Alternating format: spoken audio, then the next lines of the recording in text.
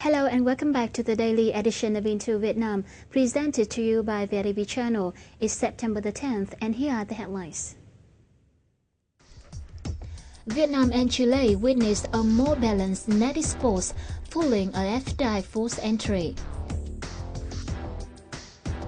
Automobile sales increased for 7 consecutive months.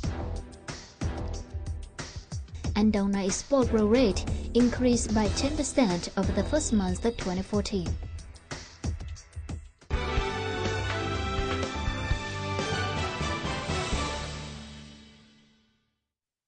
After many years of experiencing trade deficit with Chile, Vietnam is gaining a more balanced trade relation with the American-Latin nation, as the Vietnam-Chile Free Trade Agreement came into force on January the 1st, 2014. The information was revealed at the Vietnam-Chile Free Trade Agreement, the vision of Chile in the year of its implementation, opportunities and market access workshop held in Hanoi on September the 10th. The workshop Vietnam-Chile Free Trade Agreement, the vision of Chile in the year of its implementation, opportunities and market access, was held in Hanoi on September the 10th, with the objective of motivating business people from both nations to make better use of these two, which after 7 months from its entry into force on January the 1st, 2014, has almost balanced trade figures between both countries. According to data from the Chilean Trade Commission of Pro-Chile, between January and May 2014, Chile export to Vietnam reached $149.1 million, while imports from Vietnam were $126 million, being the latter 20.3% higher than in the same period of 2013. Total trade of these same months reached $272.5 million, equivalent to an increase of 19.2% compared to the same period last year. These figures state that this year, after FTA entry into force, and for the first time, net exports between Chile and Vietnam are almost in balance, while in the past years there has been trade surplus in favor of the South American country. One of the most relevant messages conveyed on the occasion was the big opportunities Vietnamese companies could have to expand their business in the region. However, there are still obstacles to overcome. With the implementation of the agreement, Chile and Vietnam have the possibility to convene different specific committees in order to tackle non-tariff barriers, including sanitary requirements and other regulatory measures. The Vietnam Technological and Commercial Joint Bank, or Techcombank, revealed by the end of August, the bank has sold 800 billion dong of bad debts to the VMC. By the end of this year, Techcombank expected to sell about 1.1 to 1.4 trillion dong of NPLs to the company.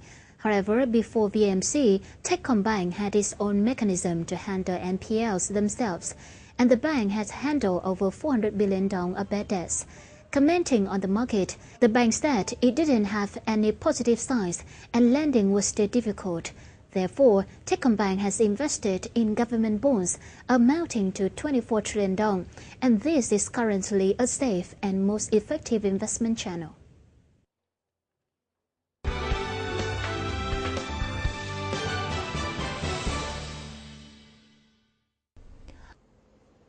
According to the Vietnam Automobile Manufacturer Association, of VAMA, August marked the 17th month in a row of automobile sales growth, with more than 12,560 cars sold, a 59% year-on-year increase.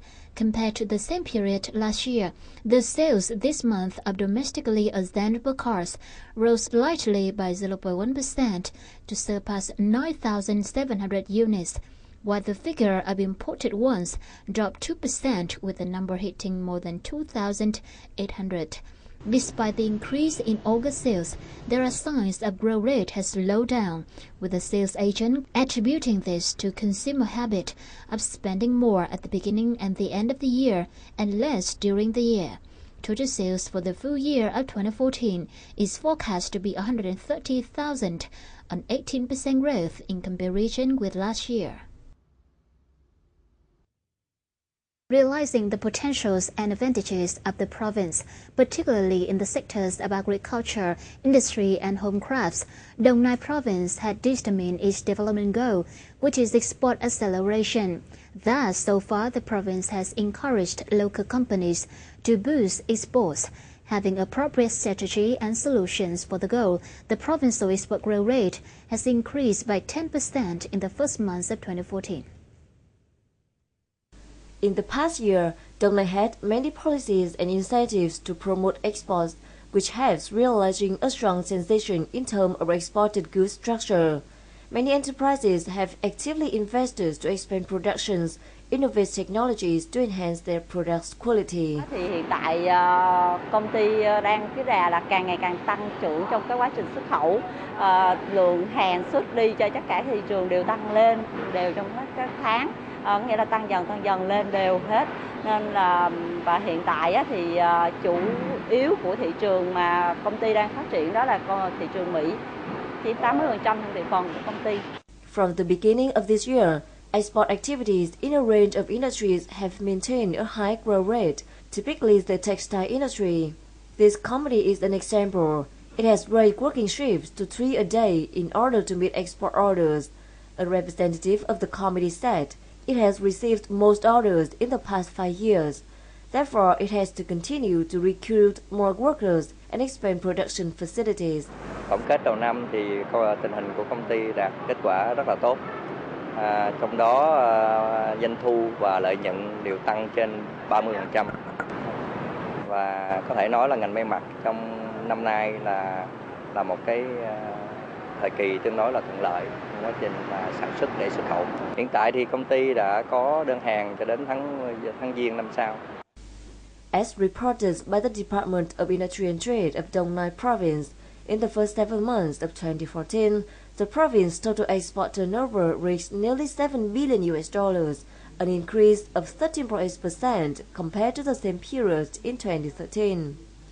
Representatives of Đồng Nai Province Bureau of Customs said, from the 16th of July to the 15th of August, exports of additional goods of the province has reached nearly $977.8 million, corresponding to 111% of the same period last year.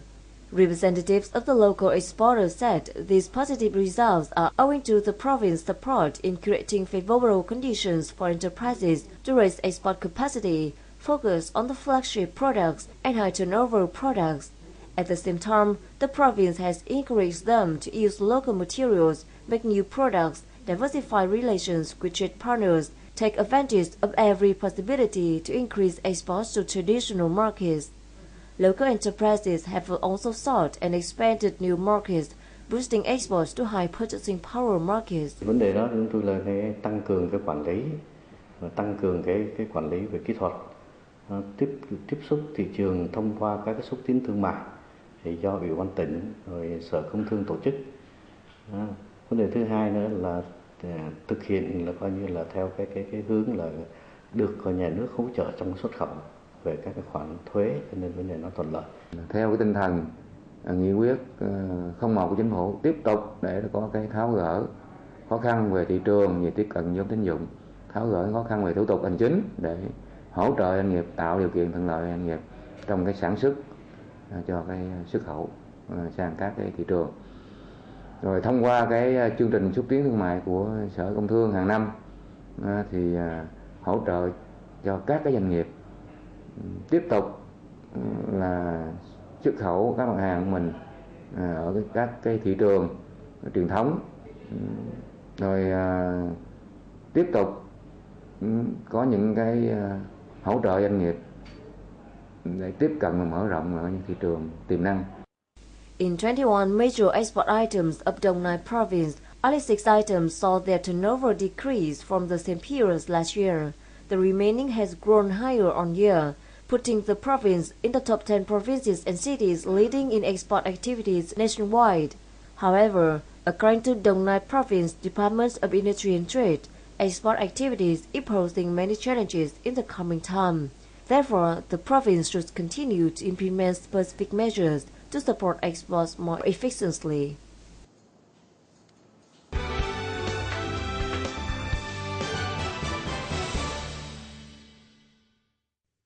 And now let's move on the bulletin with some other foreign trade news. According to a report on export results released by the Department of Trade and Industry of Hanoi City for the first 8 months of 2014, the city saw a trade deficit of nearly $8.8 billion, corresponding to 121.3% of exports.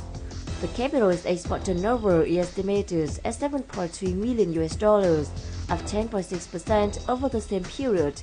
Import turnover is estimated at $16.03 million, up 5.7% on year. Among economic sectors, only FDI enterprises continue to see a surplus in trade activities. There are 8 out of 9 key export items recording high growth rates due to economic recovery in their major markets such as the US, the EU, and Japan, making purchasing power rebound. Textile and garments products accounted for 12.5% of total exports, with turnover increasing by 10.7%. Temporarily imported foreign re-export petroleum 8.3% and 24.3% respectively. Footwear and leather products 2.2% and 37.8% respectively. Electronic products 3.5% and 50.2% respectively. The government has proposed a reduction in number of prohibited sectors from 51 to 11 in a bid to provide favorable conditions to businesses. The list regulated under the draft amendments to the investment law includes military weapons, drugs, firecrackers, prostitution, human and organ trafficking, certain chemicals and wildlife products, business activities relating to products that endanger national security and social ethics, counterfeit products or products that pose a threat to human health and life will also be banned under the draft revision. The list will be subject to ongoing discussions and will be adjusted in a bid to balance the rights of businesses, individuals, and state oversight.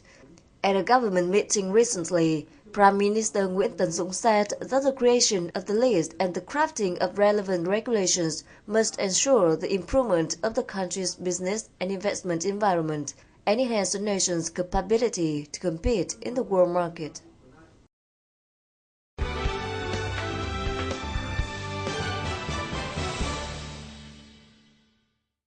Last but not least, let's update on today's local gold prices, forex, and stock market.